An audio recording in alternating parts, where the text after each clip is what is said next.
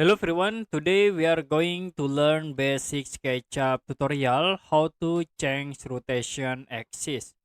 As example, I will create rectangle and then use pull tools to convert into 3D. The next I will convert into group. So if you want to rotate the axis like into 45-degree in right axis, first I will use the reference tools by using this icon protractor.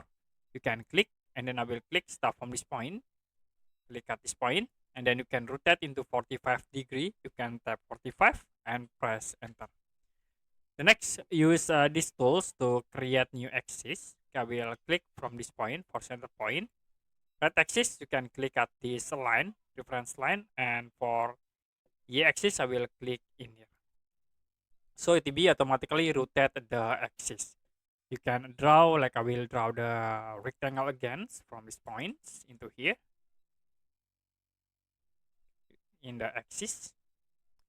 And then you can pull slide into the top here. And this is very easy for you to rotate the axis.